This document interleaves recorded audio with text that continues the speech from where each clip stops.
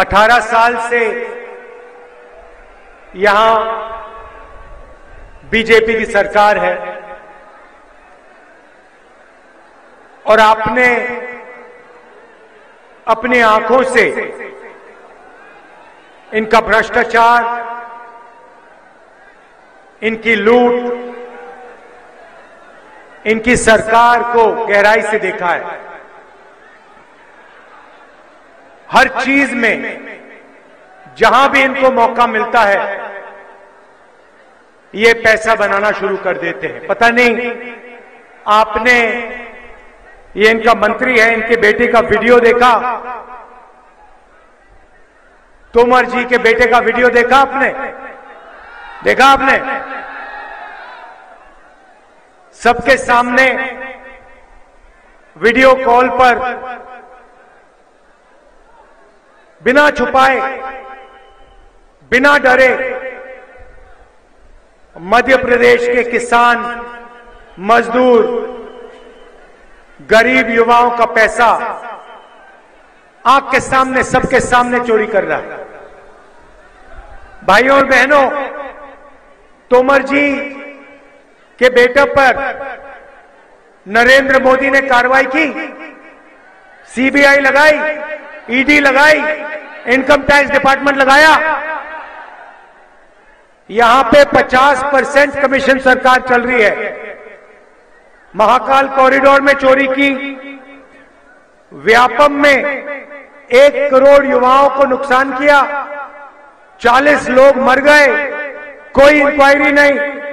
पटवारी exam scandal में कोई inquiry नहीं। एमबीबीएस सीट बिकती है, कोई इंक्वायरी नहीं। आपका पैसा जाता है सबके सामने, एक के बाद एक, एक के बाद एक मंत्री, उनके परिवार, उनके बेटे भ्रष्टाचार करते हैं, कोई कार्रवाई नहीं होती। यहां मैंने सुना है आदिवासी वर्ग के लोग हैं। भाइयों और बहनों, हम आपको आदिवासी कहते हैं, बीजेपी के लोग आपको वनवासी कहते हैं।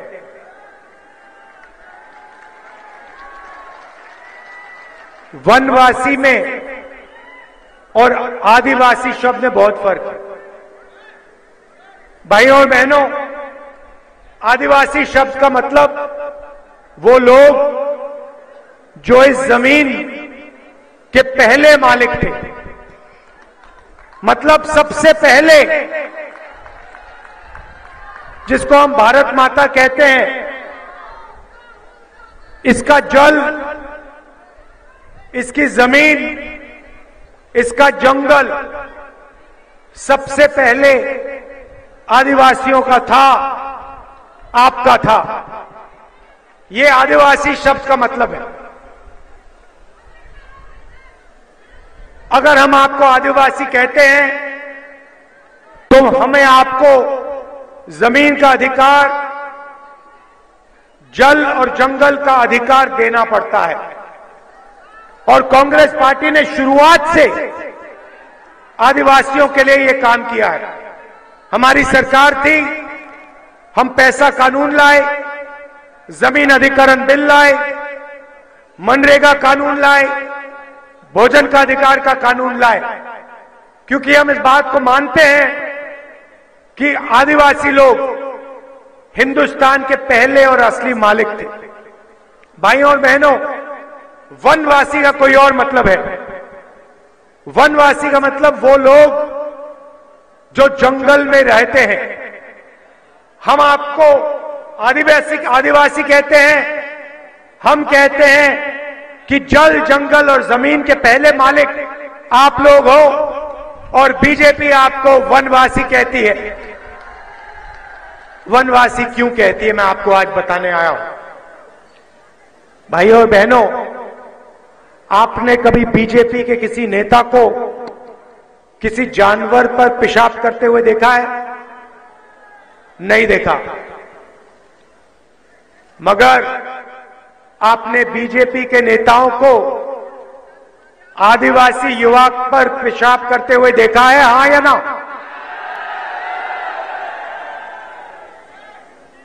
यह है वनवासी शब्द के पीछे सोच।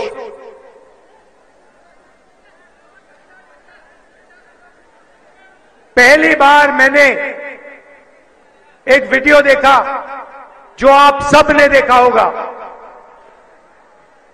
एक आदिवासी युवक खड़ा है, बीजेपी के नेता उस पर पेशाब कर रहा है और उसके बाद वीडियो को वायरल किया जाता है।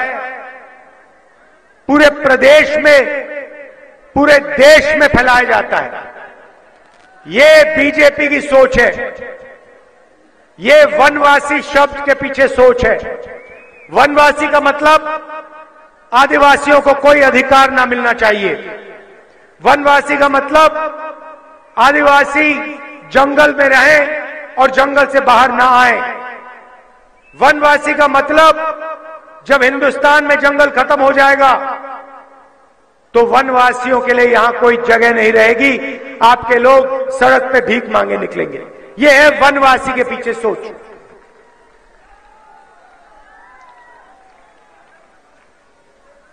तो जब ये आपको वनवासी कहते हैं, आप इनसे कहिए कि हमारा नाम आदिवासी है, बदतमीजी मत कीजिए, हमें वनवासी मत कहिए।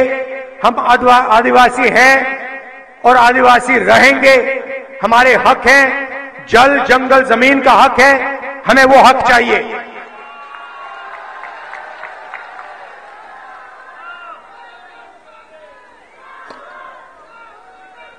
भाइयों और बहनों, जहां भी बीजेपी के नेता जाते हैं, भाषण करते हैं, वो कहते हैं कि सबको हिंदी बोलनी चाहिए, हिंदी पढ़नी चाहिए, अंग्रेजी नहीं बोलनी चाहिए, अंग्रेजी नहीं पढ़नी चाहिए। और खास तौर से आदिवासियों को कहते हैं कि आप लोग हिंदी पढ़िए, हिंदी सीखिए, मगर अंग्रेजी मत सीखिए, अंग्रेजी मत पढ़िए। भाइयों और बहनों, आप जानते हो इसके पीछे इनकी सोच क्या है। आप किसी भी बीजेपी के नेता से पूछिए, अगली बार आपके पास आएंगे पूछना, आप हमें कहते हो कि हमें हिंदी बोलनी चाहिए, अंग्रेजी नहीं सीखनी चाहिए, अंग्रेजी नहीं बोलनी चाहिए। आप हमें बताओ, आपके बेटे कौन से, आपके बच्चे, बेटे बेटियां कौन से स्कूल में पढ़ते हैं? इंग्लिश मीडियम में पढ़ते हैं या हिंदी मीडियम में पढ़ते हैं? और सारे के सारे बीजेपी के बेटे, बीजेपी के नेताओं के बेटे इंग्लिश मीडियम स्कूल में पढ़ते हैं। वो अपने बच्चों को अंग्रेजी सिखाना चाहते हैं, अंग्रेजी पढ़ाना चाहते हैं, और आदिवासियों को अंग्रेजी नहीं पढ़ाना चाहते हैं, अंग्रेजी नहीं सिखाना चाहते हैं। इसके पीछे सोच है। देखिए, हिंदी की जगह है। मध्य प्रदेश में आप रहते हैं, यहां पे हिंदी की जरूरत है। आप दिल्ली जाएंगे, उत्तर प्रदेश जाएंगे, वहां व्यापार करेंगे, हिंदी चलेगी। मगर अगर आप विदेश जाना चाहते हो, विदेशी कंपनी में काम करना चाहते हो, कॉल सेंटर में काम करना चाहते हो, इंजीनियर बनना चाहते हो, डॉक्टर बनना चाहते हो, तो अंग्रेजी से ज्यादा फायदा होगा। क्यों? क्योंकि आप अंग्रेजी लेकर पूरी दुनिया में बातचीत कर सकते हो, पूरी दुनिया में व्यापार कर सकते हो, पूरी दुनिया में जा सकते हो। तो कांग्रेस पार्टी के सब नेता कहते हैं, आदिवासियों से कहते हैं, हिंदी सीखो, हिंदी पढ़ो, मगर अंग्रेजी भी सीखो, अंग्रेजी पढ़ना भी सीखो, अंग्रेजी लिखना भी सीखो।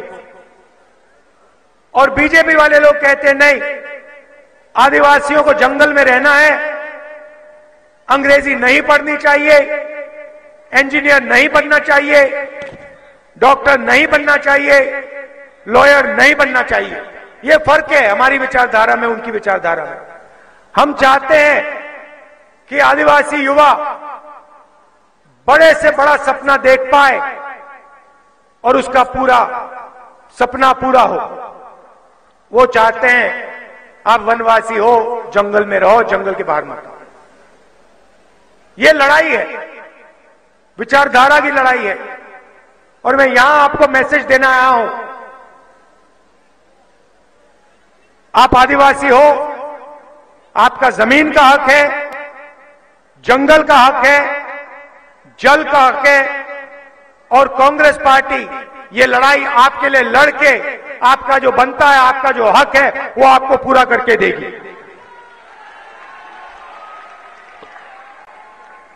भाइयों और बहनों, आपने देखा होगा भारत जोड़ो यात्रा में हम 4000 किलोमीटर चले, कन्याकुमारी से कश्मीर तक चले, और रास्ते पे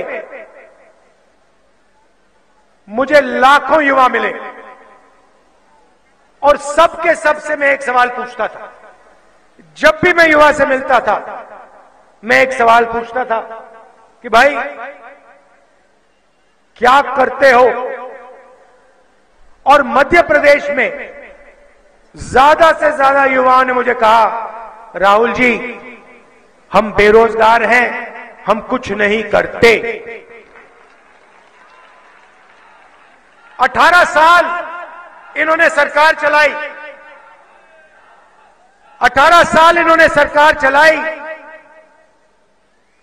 और युवा देश का भविष्य होता है। रीढ़ की हड्डी होती है युवा, युवा के बिना देश नहीं चल सकता। और मध्य प्रदेश के युवाओं को इन लोगों ने सिर्फ बेरोजगारी दी है। आपने सबसे पहले स्कूल, कॉलेजेस, यूनिवर्सिटी, अस्पताल, इन्होंने यहां पे सारे के सारे प्राइवेट कर दिए, बड़े बड़े उद्योगपतियों को बेच दिए। तो आपको जब आप स्कूल जाते हो, कॉलेज जाते हो, प्राइवेट स्कूल, प्राइवेट कॉलेज में जाना पड़ता है, हजारों रुपए, मेडिकल के लिए लाखों रुपए देने पड़ते हैं। आपके माता पिता पैसा कमाते हैं, मुश्किल से कमाते हैं, शिक्षा के लिए पैसा देते हैं, युवा खर्च करता है, कॉलेज की डिग्री ले लेता है, इंजीनियरिंग डिग्री ले लेता है, मेडिकल डिग्री ले लेता है, और फिर मध्य प्रदेश में उसको रोजगार नहीं मिलता। सारे के सारे युवाओं का सपना इन लोगों ने तोड़ दिया है, जिंदगी नाश कर दी है इन लोगों ने। लंबे लंबे भाषण देते हैं। देखिए, मैं अभी आपको पूछता हूं, अभी पता लग जाएगा। यहां पे बहुत सारे युवा हैं, यहां पे बेरोजगार युवा हाथ उठा के दिखाओ मुझे। ये देखो, आधी भीड़ बेरोजगार है। ये शिवराज चौहान जी और नरेंद्र मोदी जी की देन है। इनकी सरकार सिर्फ अरबपतियों के लिए काम करती है। अदानी जी का आपने नाम सुना होगा, सुना है? पूरे देश में आदिवासियों की जमीन, आपका हक छीनकर इन लोगों ने अदानी जी जैसे लोगों को दिया है, जो रोजगार देते हैं। छोटे व्यापारी, स्मॉल और मीडियम बिजनेस वाले लोग, किसान, उनको इन्होंने खत्म कर दिया। उदाहरण, भाइयों और बहनों, यहां पे बहुत सारे किसान बैठे हैं, छोटे व्यापारी, दुकानदार बैठे हैं। जीएसटी से आपको फायदा हुआ, नुकसान? एक व्यक्ति नहीं मिलेगा इस भीड़ में, एक व्यक्ति नहीं मिलेगा मध्य प्रदेश में, एक व्यक्ति नहीं मिलेगा जिसको जीएसटी से या नोटबंदी से फायदा हुआ होगा। उसके बाद ये किसान बिल लाए, वो किसान बिल नहीं थे, वो किसान को मारने के हथियार थे। अच्छा हुआ कि सारे के सारे किसान खड़े हो गए, कांग्रेस पार्टी खड़ी हो गई और हमने किसान बिल को रद्द करवा दिया, वापस लौटा दिया। तो ये किसान से पैसा लेते हैं, मजदूरों से पैसा लेते हैं, गरीबों से पैसा लेते हैं और अरबपतियों को पैसा दे देते हैं। हमारा काम दूसरा है। हम किसानों को, मजदूरों को, छोटे व्यापारियों को मदद करते हैं, उनकी जेब में पैसा डालते हैं, उनका कर्जा माफ करते हैं, उनकी रक्षा करते हैं। भाइयों और बहनों, यहां गैस सिलेंडर कितने का है? आपको याद है, यूपीए की सरकार थी, 400 रुपए का सिलेंडर था। नरेंद्र मोदी जी भाषण में कहते थे सिलेंडर 400 रुपए का हो गया, आज 1200 रुपए का हो गया। किसी भी भाषण में नरेंद्र मोदी नहीं कहते भैया 1200 रुपए का सिलेंडर है। 1200 का है ना। चुनाव के बाद कांग्रेस पार्टी की सरकार आ रही है, 500 का हो जाएगा। ले हमारी जो यहां महिलाएं आई हैं, बहनें आई हैं, माताएं आई हैं, ये हम आपके लिए काम कर रहे हैं।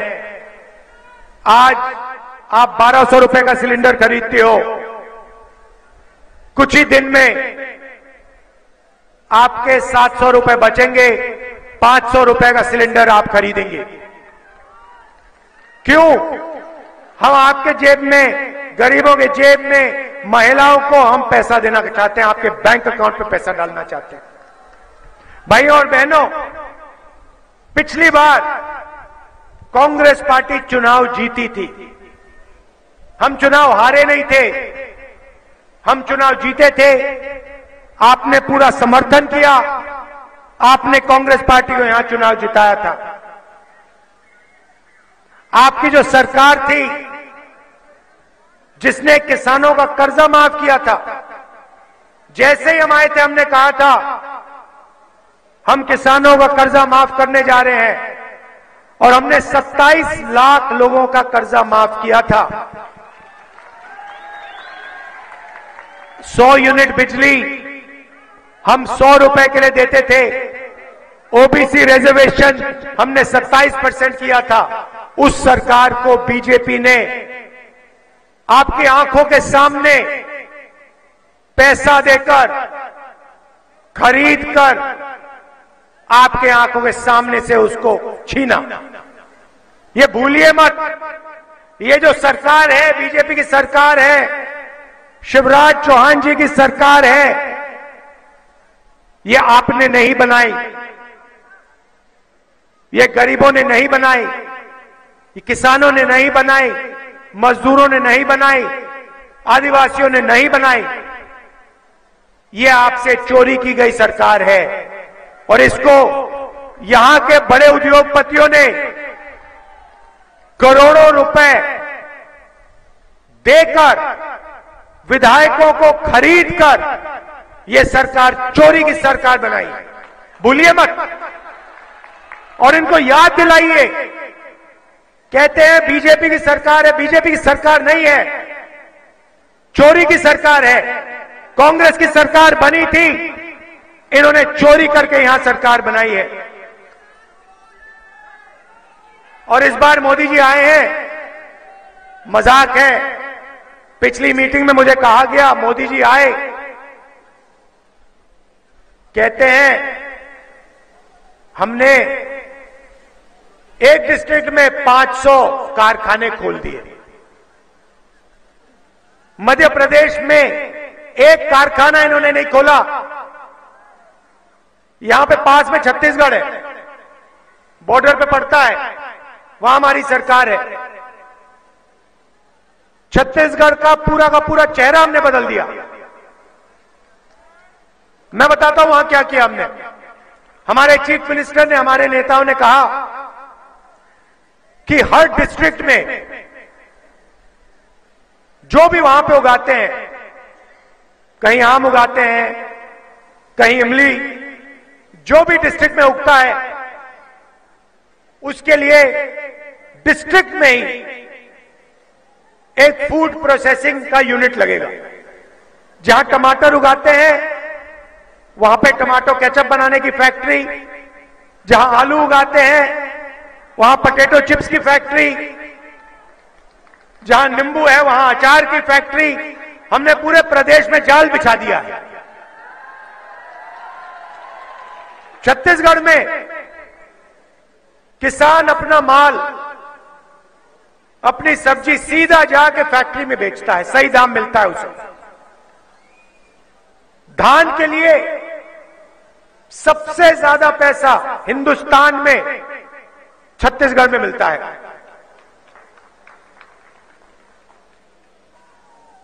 ₹3,200 प्रति क्विंटल धान के लिए छत्तीसगढ़ के किसान को मिलता है। मजे की बात आपको बताता हूं, कुछ दिन पहले चुनाव का दौरा चल रहा था, वहां मेरी किसानों से बात हुई। मैंने उनसे पूछा, भैया, एक किसान था, मैंने उससे पूछा, भैया आपका जो खेत है कितने का है ये खेत? बेचोगे तो कितने पैसे मिलेंगे? किसान मुझे कहता है, पहली बार मैंने सुना, किसान मुझे कहता मैं नहीं जानता। मैंने कहा तुम कैसे किसान हो, तुम अपने खेत की कीमत नहीं जानते? कहता है, राहुल जी हमें यहां पे ₹3,200 मिलता है धान के लिए। मैं इस खेत को कभी बेचने वाला नहीं हूं, जिंदगी भर नहीं बेचूंगा इस खेत को, ये मेरी मां है। छत्तीसगढ़ की सरकार ने मुझे इतना पैसा दिया, जो कर्जा था, जो बीजेपी के समय कर्जा था, वो उतर गया। मैं इस खेत को बेचना नहीं चाहता हूं, मुझे नहीं मालूम कितने का है ये खेत। देखिए कितनी कमाल की बात बोली उसने। यहां पे आपके किसान कर्जे के नीचे दबे हुए हैं। भाइयों और बहनों, 18,000 किसानों ने मध्य प्रदेश में आत्महत्या की है। 18,000। हर साल एक लिस्ट निकलती है, हजारों किसान मध्य प्रदेश में जो आत्महत्या करते हैं। हम ये सब बंद करवाना चाहते हैं। जो हमने छत्तीसगढ़ में किया, जो फूड पार्क हमने छत्तीसगढ़ में खोले, जो फूड प्रोसेसिंग यूनिट हमने छत्तीसगढ़ में खोले, हम यहां पे खोलने जा रहे हैं।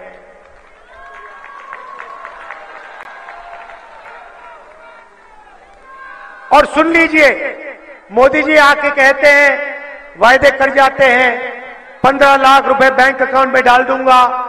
सच था झूठ था? नोटबंदी से काला धन मिट जाएगा, सच था झूठ था? तो वो झूठ बोलते हैं। हम यहां झूठ बोलने नहीं आए। जो हम स्टेट से कहते हैं हम कर देते हैं। पिछली बार हमने कहा था कर्जा माफ होगा, कर्जा माफ हुआ। इस बार हम कह रहे हैं 2 लाख रुपए से कम जिनका कर्जा है वो माफ होगा, कांग्रेस पार्टी की सरकार करेगी। गेहूं के लिए आपको 2,600 रुपए प्रति क्विंटल मिलेगा, और वो सिर्फ 2,000 तक, 2,600 नहीं रहेगा, वो आस्ते आस्ते बढ़ता जाएगा, 3,000 रुपए प्रति क्विंटल अंत में हो जाएगा। धान के लिए 2,500 रुपए प्रति क्विंटल। बिजली 100 यूनिट 100 रुपए के लिए, और 200 यूनिट के लिए आधा बिल। ये हमारे वायदे हैं, लिख लीजिए, ये वायदे पूरे हो जाएंगे। मैंने गैस सिलेंडर की बात आपको कह दी। 500 रुपए का गैस सिलेंडर होगा। यहां बहुत सारी महिलाएं आई हैं। माताएं और बहनों को 1,500 रुपए हर महीने और 500 रुपए का गैस सिलेंडर। तो ये हमारे वायदे हैं। आप यहां दूर दूर से आए, इतने प्यार से आपने मेरी बात सुनी। इसके लिए आपको दिल से बहुत बहुत धन्यवाद। यह हमारे प्रत्याशी हैं, इनको भारी बहुमत से जिताइए। याद रखिए, ये बीजेपी की सरकार नहीं है, ये चोरी की सरकार है और इसको हटाना है। और हमारे जो विधायक हैं उनको भारी बहुमत से जिताना है। धन्यवाद, नमस्कार, जय हिंद।